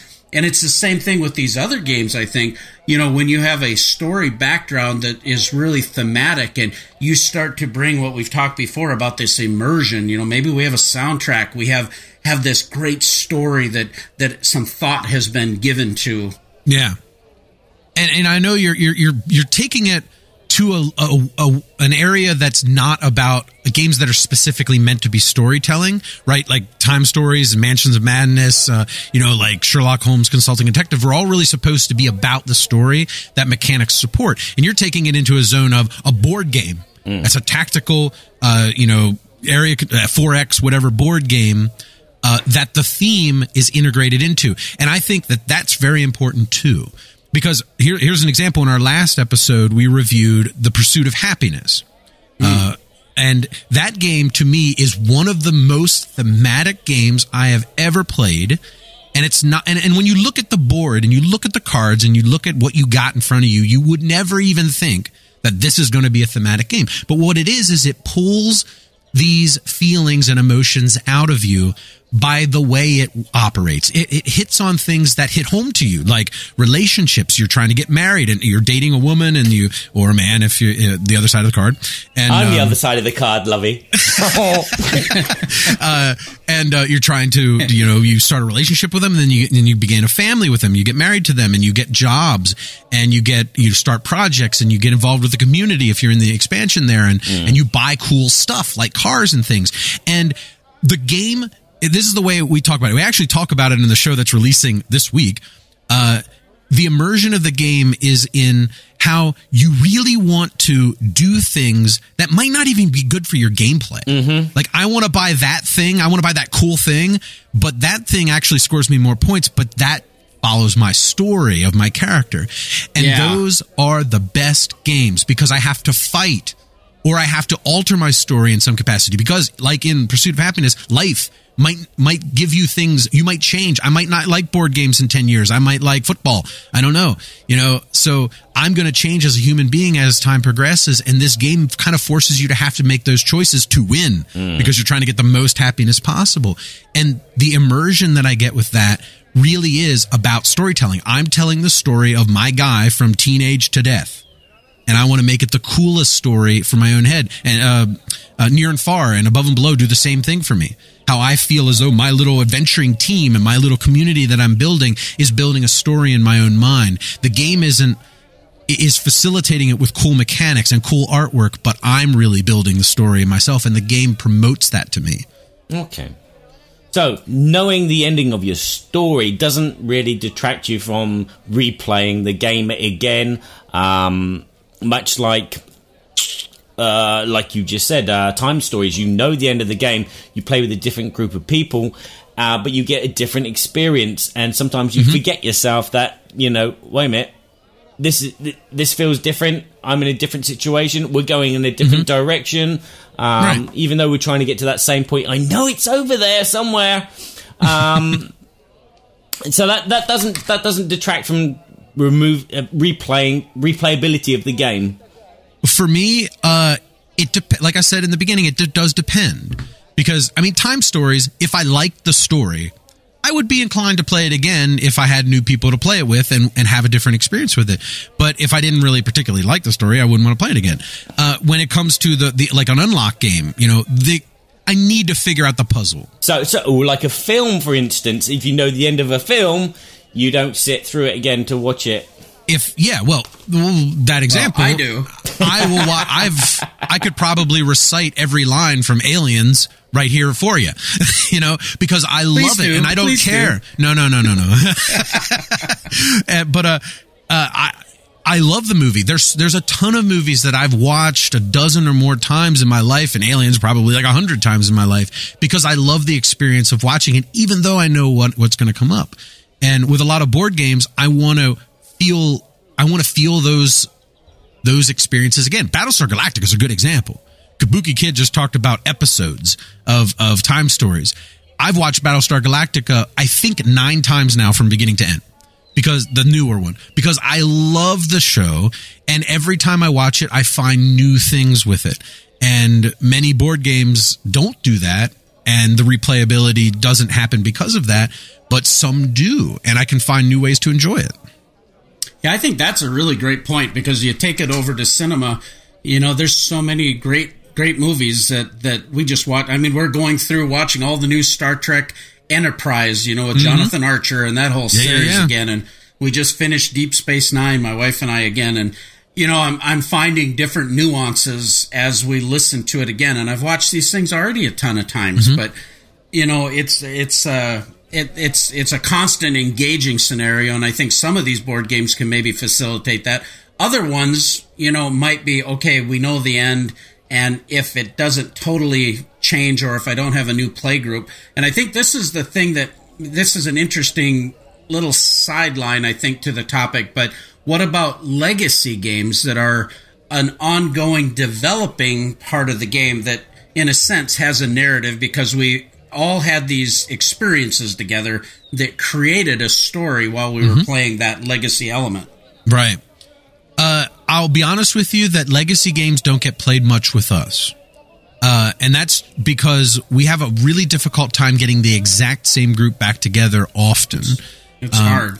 And also, my wife doesn't play games regularly, and Chris's wife doesn't play games regularly, and every time we're together we have 2 to 3 new, or not new, but like get swapped in and out. So legacy games don't get played very often, but I played a whole bunch of Charterstone, and Charterstone was a great example of that. I probably got about 2/3 of the way through, still trying to get to the rest of it, but that game is one that achieves all of these things. I'm building a story with my people, and what's great about that game is that it takes away some of that story. Like, you name a character and you're playing with him, and then the next game you don't have him anymore. Someone else might take that guy, and it makes me almost I'm a little sad because Joe the Wizard is over there with him and he's not with me. What did I do wrong? Because the story that I'm building in my head is kind of important to me as part of the game. So I actually have these to some capacity artificial emotions about the game, but I feel them while I'm playing, and that makes for a good experience in the game. We have the exact same problem. My game group, we just rarely can get together, and then we've got so many different style of play within that group that people like to play, and so finding that consistent game group is really a challenge. I'd love to play Gloomhaven. I'd love to play it, but I know that I'm not going to get a group together to go through it.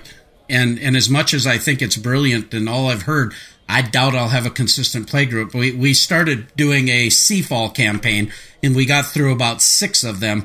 And that same thing happened to us, without being a spoiler here, but it's been out for a while, I know. But we really wanted to experience it. And then that first round where you play the trial game, and we had our characters, and we had named them, and we had this exciting thing going on. And then all of a sudden, whammo! It all got taken away from us. Yeah. Because those guys died.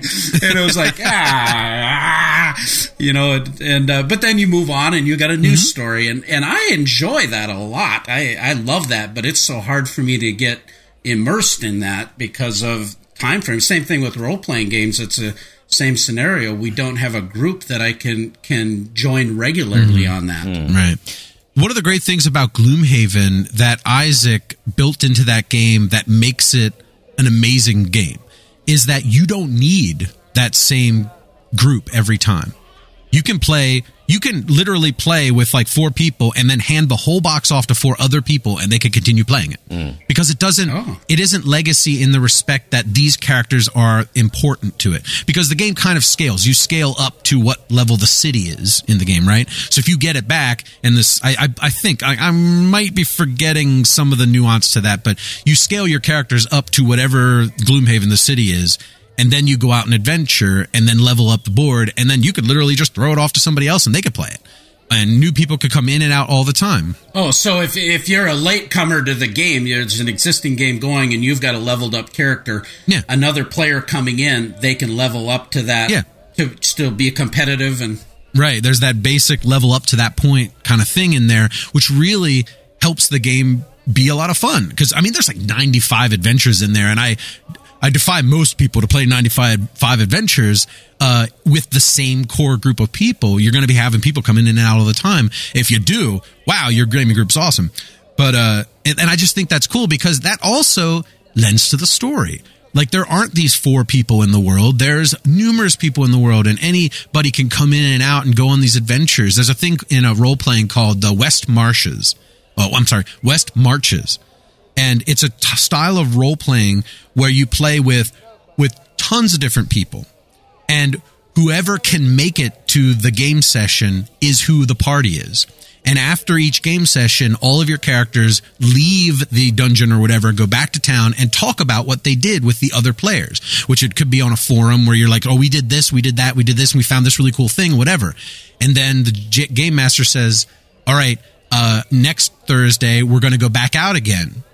And then all the people join the party that want to go. So it might be completely different people continuing on that adventure based on what they heard at the tavern. And that's kind of this whole Gloomhaven concept where any number of people can kind of join in on the party. And I think that makes it feel like a community game at that point.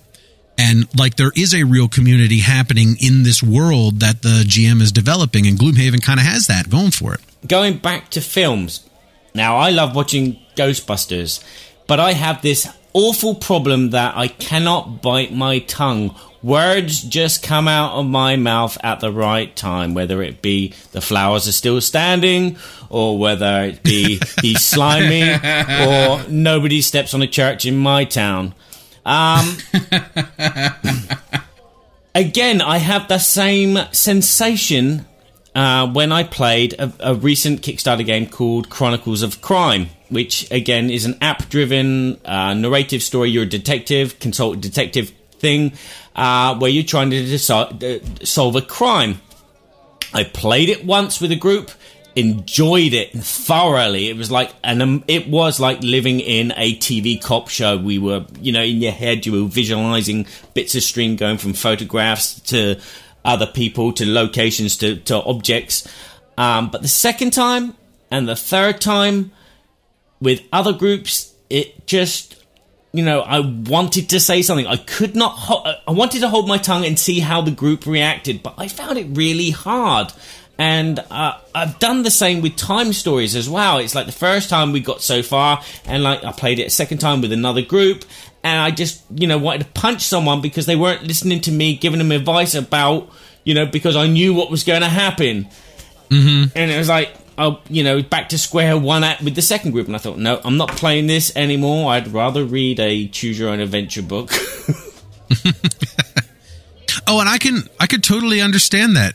Everybody has fun in their own way, right? Mm-hmm. And you play the game with the right group that's really excited about it. And then you play with a different group if the dynamic could be completely different. If you're playing with a group that's so excited to get into this game and like it's just so enthusiastic about figuring out the mystery, then you sitting there knowing the end, it's kind of fun watching the movie of them play in a sense, even though you're helping here and there and stuff. But if they're just a bunch of dead fish lying around the table, I'm going to throw it out the window. But it's hard to blame the game for that, and it's also hard to blame people for that because the game has to be fun every time, right? Like if a game's not fun every time, is it really a good game? But then if I've played games that I love and then played them with people that just don't really get into it, they're just kind of like, and then I'm like, but it wasn't the game's fault, it was their fault, So it can always go in a different way, and I have a hard time blaming either side in some capacity, right? Like, I always have to decide, was that the game or was that the people that made it bad? I don't know. Was it me? Did I explain the rules wrong? Yeah. Well, I totally agree with that player-dependent, group-dependent games. For me, like Sheriff of Nottingham was one of my favorite games, but the minute we get into playing that game, we're in the great good Sheriff of Nottingham voice, and we're having a blast, and I have 3 fine chickens for Prince John's feast. We don't screw around. It's just fun. But if you get a bunch of deadpan people in the game, it's like... all the life is just sucked out of the room, right? Mm-hmm. And with storytelling, it's the same thing. And what if the game, and let me put it this way, because this was a really great topic on the last episode of the Lords of the Dungeon that you guys talked about that I thought was fantastic, regarding if the game starts to get too close to home. And one thing that the comment was you had made a comment about Marty being seasoned in the show here. Mm-hmm. The fact that, he says, leave my family out of it. If we're having the zombie apocalypse, I don't want to be seeing, I don't want my family involved. And I was like, yeah, amen. That's exactly how I feel. I don't want to have to deal with that aspect in my fantasy gaming that brings any form of reality to a situation that would be dark like that. Where other people don't feel that way, but can a game then get too close to home in the narrative is kind of what I'm saying. For sure. I mean, that's something that a lot of role players have to worry about. In that example you gave when we were talking about the End of the World series, in that game you play yourself. You literally play, Jamie in his basement with his friends Bender, Jessica, and Aaron, and the zombie apocalypse happens and you're running around trying to kill them, and you have to deal with what would you do in those situations? And it's hard to ignore the fact that you have a wife and you might have kids and you might have pets and all these other things and grandparents and whatever, because that would just ruin the game, right? Because everybody would just get in their cars and go home. And then there's no game left, right? So, but that's something that you have to worry about a lot of times with role-playing games, and it's very difficult sometimes because sometimes you want to have a very gritty game. Some people don't like things like torture. Some people don't like things like murder. I mean, and listen, Dungeons & Dragons all about murder. You're murdering a whole bunch of orcs, like they might be just walking past and somebody wants to, kill them because they're evil, quote unquote. But I mean, there's so many things that can be added in, and people have their line. When villains speak to players, the way they speak to players, if you were speaking as almost a realistic type villain, they might be kind of brutal and say some mean things. And you have to make sure that your players are okay with the way you're speaking. Now, we've been playing together for, I've been playing since I was in middle school, and we've been playing with our current group for probably about 6 years now. So we know exactly where the line is. And I don't think we have one, but, but I mean, like, there's some stuff that we would be like, you know what? That's not cool. I don't even want to hear about that in a game. You know what I mean? And that's the situation. And where's that line of fun? Because it's gritty and challenging and like grim. A lot of times, like Warhammer 40,000 is a very grim setting, and not everybody's into like reading about all of that, the despair and poverty and slavery and horribleness. Some people don't care. I like Warhammer 40,000. Yeah, what was that one game that just came out that was all World War I, I believe, and it was very dark. I'll tell you a good example, Berkey, is This War of Mine. That's the one I'm referring to, yeah. Yeah, that one is about, I think it's war-torn Sarajevo, I think was the basics. The people that designed the game were in that war-torn Sarajevo dealing with these situations, and they made the computer game about it, which was almost like an art piece in a sense of what it's like to be in a war zone like that. And then the board game came out, which is the same thing. And really, it's depressing. It's depressing to read those things and to have to react to those things and to make choices that depress yourself. Oh, the Grizzled. Paul just said the Grizzled. That's probably the one you're thinking of too, because that's very... No, I was thinking the one you just said, because there was some issues there where you had to deal with issues like suicide and things of that nature that were very, very dark. Yeah. And hey, like, is that fun? I don't know if it's fun to deal with like stealing food from the old people next door and making them starve.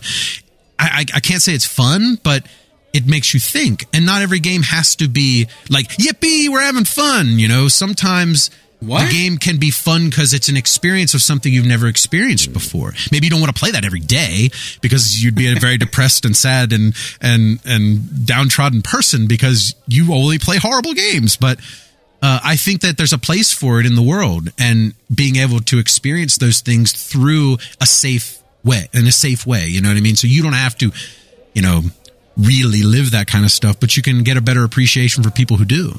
Yeah, that's interesting. Kabuki Kid made a comment too about Secret Hitler, you know, that it was a little bit uncomfortable because of the theme. And sure, I had similar feelings actually when I heard about it, but then when I actually played it with Blue Peg Pink Peg last year at Gen Con, we didn't do anything that glamorized, you know, the horror of Nazism or anything of that nature. And it was just, I didn't feel that at all because we had a game group that wasn't doing things that were inappropriate, you know? So in that case, you understand the concerns. And so again, it's about the people you're playing with and being sensitive to one another, I think. I would never blame anyone for saying, I don't want to play Secret Hitler because I don't like the theme. I'd be like, okay, cool. I'm down with that. Yeah. You know, if you don't like it, I don't want to play it. But I play Secret Hitler and I really like the game. You know, monster fascists, you know, like lizard men fascists, you know, don't bother me specifically, but I get why, you know. Yeah. Okay, going back to the subject. How do we feel about spoilers in the board game world? Is it something that we want? Is it something that you don't mind? Is it something that you don't even look at? I mean, for me, there are games that do work with spoilers. For instance, The Seventh Continent. I played a lot on my own, and my friend played a lot on his own. And then we got together and we played a 2-player game. And we were both giving hints to each other because the game is essentially you're remembering your exploits of this island. And so we were like, yeah, don't go that way because there's something bad happening there. And your partner will say, okay, no problem. Or in my case, my friend said, sod it, we're going that way. I want to experience it. So, yeah, for me, spoilers can ruin a game. So for the Chronicles of Crime, if you know certain things and you know certain clues, you can play it again, but it's not as engaging. Whereas I found with The Seventh Continent, I was engaged, even though I knew where I was going. I knew that there was not don't put your hand in that hole because something bad is going to happen. But yet we did it, and something different happened. And that's the great thing about it. There is a lot of replayability due to the fact that there are different events going on. There's a lot of replayability because you're not always going to be equipped with the same item. You might not have the snowshoes in your last game, and that's where you died in the snow because you couldn't walk fast enough. But the game just, you know, generates. And as I said, knowing things and playing with someone else who knows things didn't detract from the game at all. We were able to play. We were able to interject with each other's decisions, and the experience was the same. It was like we were playing it for the first time again. It was exciting. We were like, no, we've just fallen off a cliff and died. Well, let me give a follow-up to that for Jamie to comment on what you just said.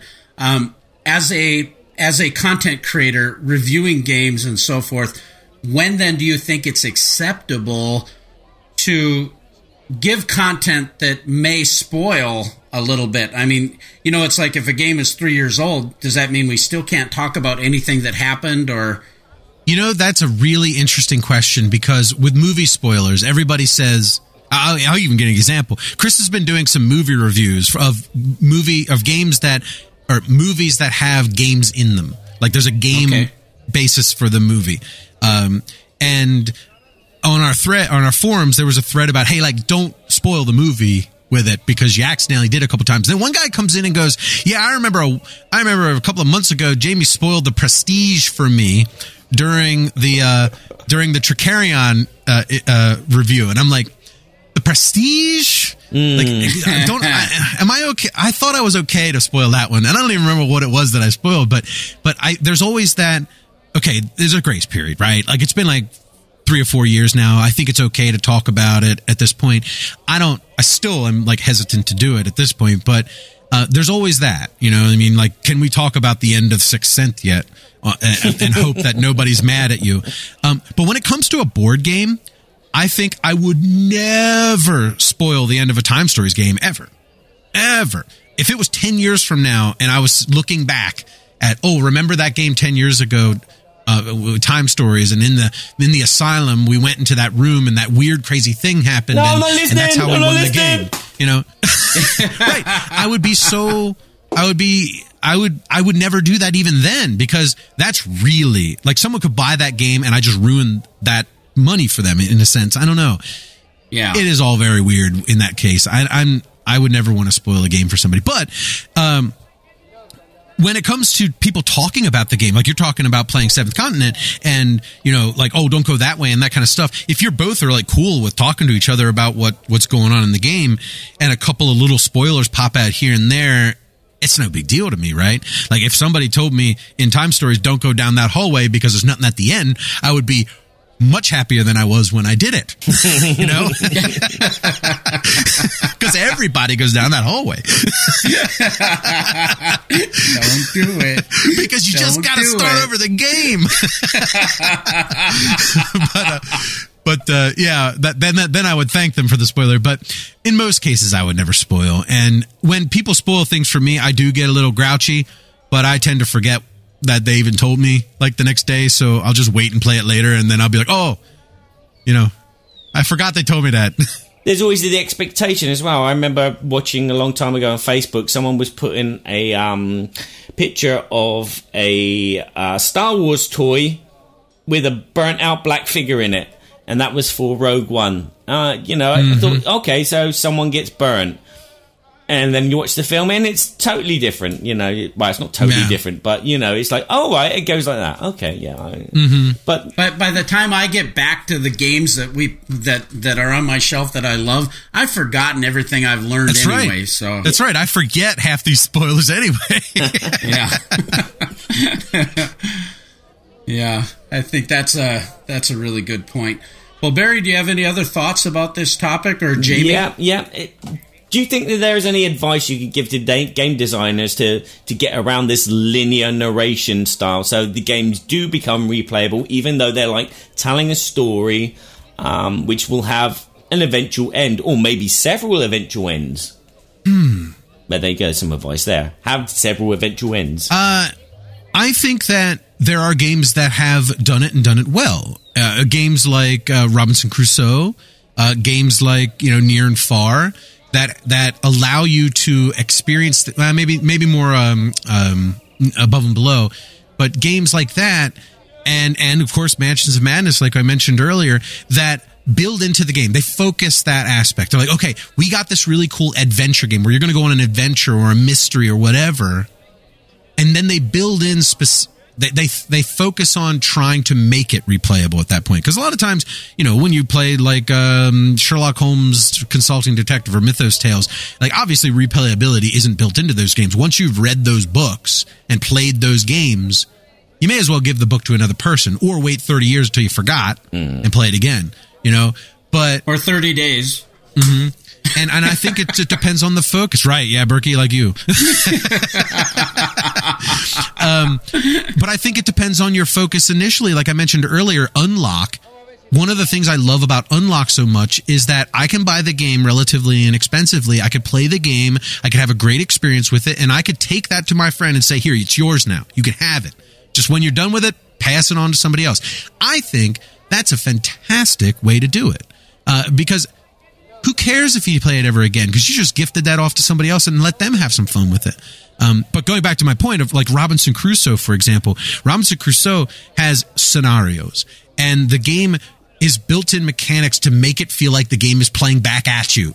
You know, like something bad will happen. Oh, I'm going to climb up in that tree and get the coconuts, but oops, I fell out of the tree and twisted my ankle. And then like half an hour later in the game, a card comes up and says, well, your ankle was twisted and the lion caught you because of it. So you now got, you have a big bite on your side or whatever. So it feels like the game is sort of evolving based on your own decisions. So it doesn't have to have a different outcome. It has to have a different how you get there to make the game feel like it's different every time. And I really like that. And of course, Robinson Crusoe is great because he could just whip up another scenario and give it to you, and it's not as hard as designing a brand new game, right? Yeah. Here's the mechanisms are in place, and it's just move this here, put that there, and there. Yeah. Maybe an expansion with just a little deck of cards that gives you some more experiences that could happen on the island to mix in there, so it's different every time. There's a lot of little tiny things that can happen, but always the problem that comes into all of that stuff is when the publisher tries to make the money then. Because you have to think about the business side of it. Is it going to sell having this little tiny deck of cards for $5? Does it make sense to do that or make this big expansion or this other game or whatever? Right. So you have to figure that stuff into it too. Business always gets in the way of a good time. That's Ferengi rule of acquisition 245. Business always gets in the way of a good time. And Quark, these tube grubs are chilled to perfection. But that's where Mansions of Madness gets away with. They can bring out expansion because you'll need the expansion to download the new mission, which is really good. And again, the missions are, as you said, there's a randomizer on it, so the layout, the mansion is different, or the creatures that you encounter are going to be different from the last turn. But you still got to go to that one room after unlocking that lock in that room to do that there. Right. Yeah. And I think that's where Fantasy Flight and Asmodee really hit on something with that and with Imperial Assault and with Descent and with this app concept, because you can do those things. Yeah. There can be an app development company over here working on this stuff while you're doing board games over here, right? So they've really designed a method to make money by putting out expansions. Even on like Steam or on the app, you can pay an extra $5 to get another scenario with everything you already have. So you don't have to buy anything new. So it's a really low barrier of entry for a player to say, all right, $5 for another night of fun, I'll do it.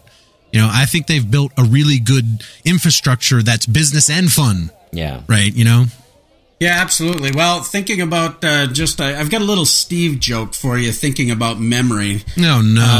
So there's this older gentleman, and he's getting up there in age, and he's sitting on a park bench, and another fellow comes and sits next to him. The fellow says he sees the older gentleman, weeping. He's really distraught. And he said, "Can I help you, sir? What's the matter?" And he says, "Well, I have this lovely wife. She's the kindest, most beautiful woman. Amazing. And you should see her cook. She cooks like it's just the most beautiful food I've ever eaten in my entire life. And the romance, oh my goodness, it's like the Bay of Pigs. I mean, it's fantastic." Is that the punchline? And so he says, "Well, gosh, it seems like you've got it all together, the world by the tail. What is the problem?" He says, "Well, I forgot where I live." Crickets. The joke was funnier than the punchline.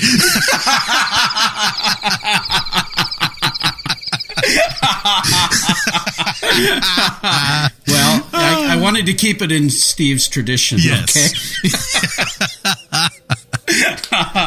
Well, with that, Barry, I think it's time for us to wrap up this show. I want to just give special thanks to Jamie Kegie. Man, thanks so much for joining the show and being with us. What a pleasure to get to know you and to have you on the show. We sure appreciate it. Thank you, Jamie. No need to thank me, because it was a pleasure. I had a great time this afternoon. Thank you guys for having me on the show. I loved it. Fun time. We're looking for a new partner. Drop your show. Come and join us. Got too much to do. Tell us a little bit where people can get a hold of you, Jamie, and what's going on. You have your Kickstarter running right now. Well, you can find us at thesecretcabal.com. You can also find our shows on iTunes, the Secret Cabal Gaming Podcast, and Lords of the Dungeon as well. If you want to get involved in the Kickstarter. We'd very much appreciate any support we could get. You can find that at Kickstarter. Just search The Secret Cabal. And also, if you go to thesecretcabal.com, you can click the big banner at the top. Takes you right over to Kickstarter. Fantastic. And as always, we want to thank our sponsors, Arcane Wonders, carrying the great line of Dice Tower Essential games, their new upcoming games, Senshi and Critical Mass. We also want to thank Academy Games and their new game, Agents of Mayhem, Pride of Babblot, and Babylon. And we also, Pride of Babblot, that'd be a good title. Take 70. Pride of Babylon. And likewise, check out GameToppersLLC.com. And if you want to join our Facebook group called Game Toppers Nation, you can check us out there. And Barry, where can people find Berkey and Badger? You can find Berkey and Badger on BoardGameTheatre.com and on BoardGamesEverybodyShould.com. And you can also find us on Board Game Geek and our Board Game Geek Guild 2248. Talking of the Board Game Geek Guild 2248, there we have our poll from our last show when we asked, do you believe that micro games are a fad that has faded away? And 85% of people said no, it's still there but hidden underneath the Kickstarter hype. So Look out for the next poll which will be posted there. So our Board Game Geek is 2248. That's our guild. Fantastic. Well, it's time to sign off. Thanks again, everyone, for joining us. Thanks for everyone who joined in the chat. We sure appreciate it. And check out the Secret Cabal Gaming Podcast on Kickstarter. And until next time... Thank you again for listening to Berkey and Badger's Board Game Babble. This show was written, produced, and performed by Kevin Burkhardt-Smyer and Barry Doublet. As was the music, too, with a little help from the Balance of Power. Although the Good, the Bad, and the Ugly theme was composed by Ennio Morricone, and background effects were supplied by Sirenscape. Enhance your gaming at Sirenscape.com. Join us next time where we might have a special guest or we may review a game. But either way, there'll be more craziness and more babbling. We're so glad we had this time together. Now it's time to go. It won't be long until we have another show. So keep us in mind, get online. Berkey and Badger will be back in no time. Just one-off experiences.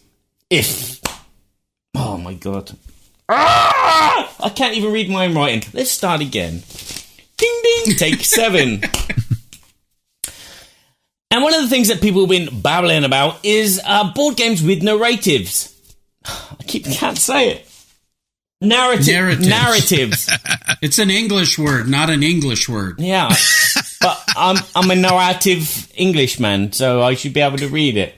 Narratives. And one of the things that they've been babbling about is board games that have narratives. Narrators. We like narrators and air raiders.